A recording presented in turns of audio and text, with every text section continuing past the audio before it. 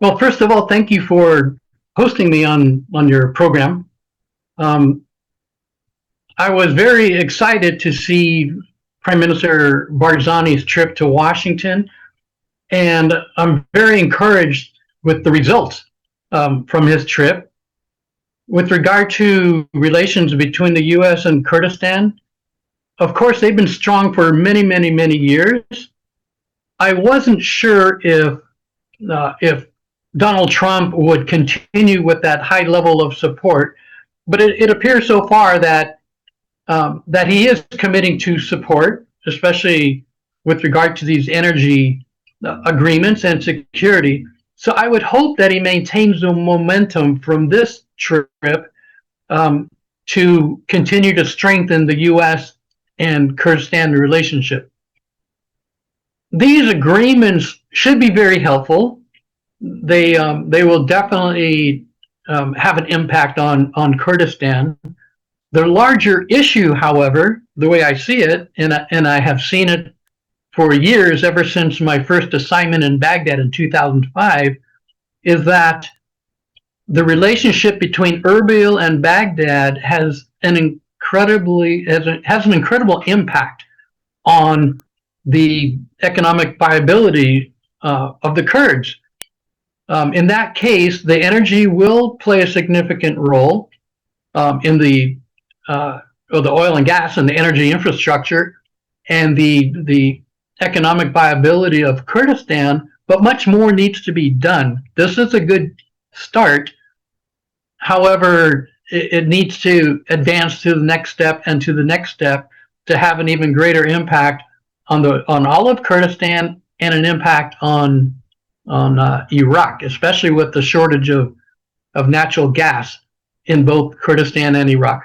That's a very key question because Kurdistan can and should play a key role.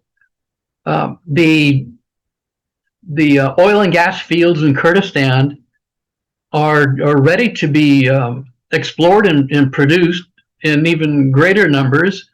The export of oil is critical for Kurdistan, and the pipeline, of course, with all the problems over the years, needs to be re-energized.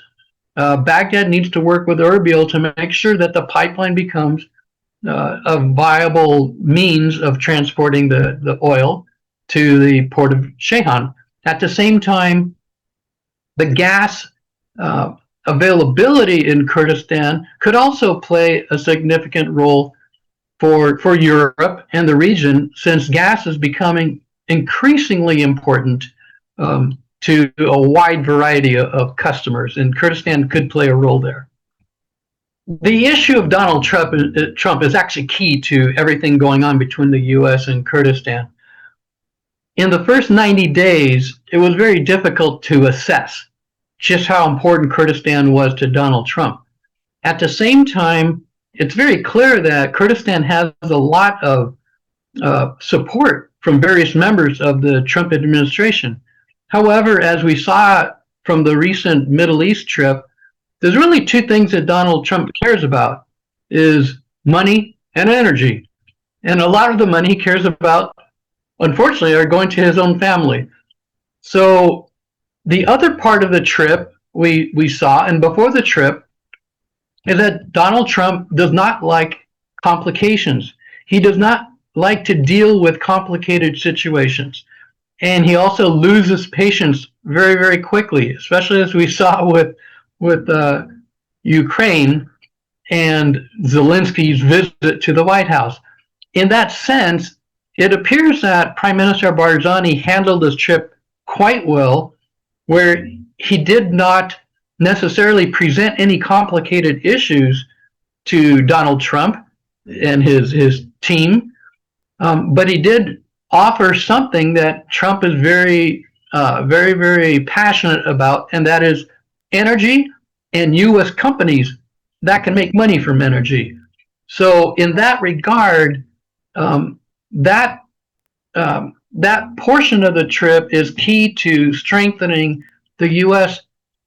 Kurdistan relationship. Unfortunately, there are issues that will arise, such as Iran and their treatment of Kurds in Kurdistan, the Baghdad agreements with Erbil, compliance with the 2005 Constitution. There are several issues that remain that that will eventually need to be addressed, and the U.S. will need to get involved. From what I've seen, over the last several years, is that the U.S. role really needs to increase. In a word, I felt that the U.S. role has been very passive, and that hasn't worked. The U.S. needs to be more involved, and especially with Baghdad, the U.S. needs to insist that progress is being made in a number of areas, and that is something I would expect from the new consul general and the consulate in Erbil, as well as coming from the embassy. They need to demonstrate very strong support to a strong Erbil-Baghdad relationship that would cover several areas that need attention. Absolutely. There is a message to be sent there, and especially in the two areas that you mentioned that have been always important to me. One of them is the groups that are aligned with Iran and influenced by Iran, and unfortunately, too many Baghdad politicians have very close ties with Iran. And in particular, when we talk about the PMF and other belligerents who are creating security problems in Kurdistan, that clearly needs to be addressed. Overall, though, the U.S. Needs to play a key role, and the success of Iraq, eventually federal Iraq, depends on success in Kurdistan, and everything Baghdad does to confront Kurdistan's economic viability not only hurts Kurdistan, it hurts all of Iraq. And Iraq is not in a situation to have its economic position deteriorated even more. Overall, when we're talking strictly about Kurdistan, the last several years have seen remarkable improvements in security and in advancements for innovation and technology in the Kurdistan region. However, that can increase significantly once the disputes with Baghdad are resolved. And in concert with that, Iraq, federal Iraq, and the Kurdistan region can only play a limited role in the security of the region, of security towards the Middle East. Is that without a united federal Iraq and Kurdistan in full support of each other economically and security, and especially with the revenues coming from oil and gas, the ability for federal Iraq and Kurdistan to play a positive role in the region will be significantly minimized, and that needs to be reversed. It should be the exact opposite. I absolutely agree that the Peshmerga has a very long and successful history. They've proven themselves not only as partners with the U.S., but they've proven themselves over and over and over again as a necessary and reliable security force for Kurdistan.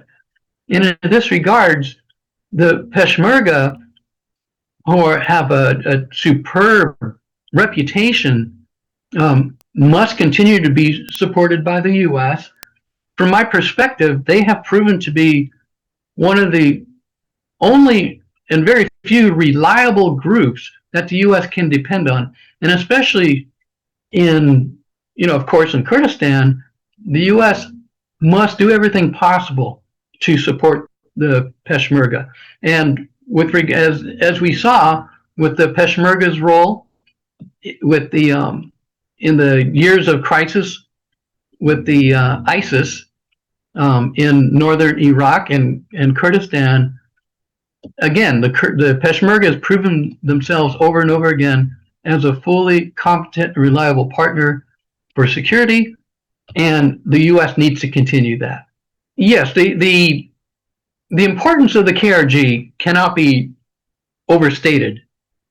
Not only does a KRG represent a stable, solid economic foundation for federal Iraq and for the region, but the potential for KRG economically and in the energy sector is virtually unlimited.